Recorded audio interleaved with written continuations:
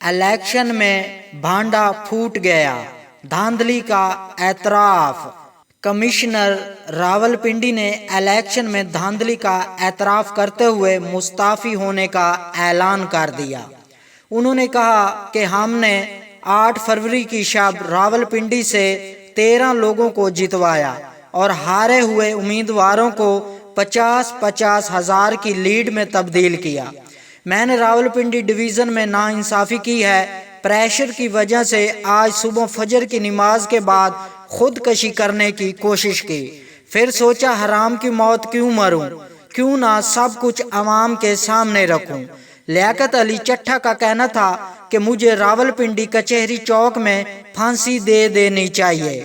میں راولپنڈی ڈویژن میں انتخابی دھاندلی کی ذمہ داری قبول کرتا ہوں اور اپنے آپ کو پولیس کے حوالے کرتا ہوں۔ ملک کی پیٹھ میں جو چھرا گھونپا گیا وہ مجھے سونے نہیں دیتا۔ میں سکون کی موت مرنا چاہتا ہوں اور مجھے ظلم کی سزا ملنی چاہیے۔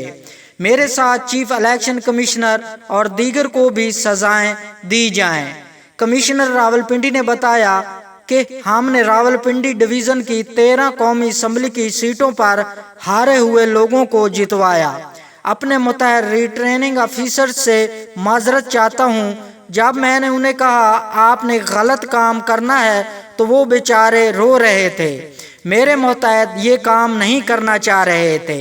لیاقت علی چٹھا نے کہا کہ چیف جسٹس اور چیف الیکشن کمشنر دھاندلی کے اس جرم میں شریک ہیں۔ 70,000 لیڈ والے آزاد امیدواروں کو جعلی مہریں لگا کر ہرایا۔ معاملے کی ساری ذمہ داری قبول کرتا ہوں۔ مجھے پھانسی دی جائے۔ پاکستان توڑنے کے جرم میں شریک نہیں ہو سکتا۔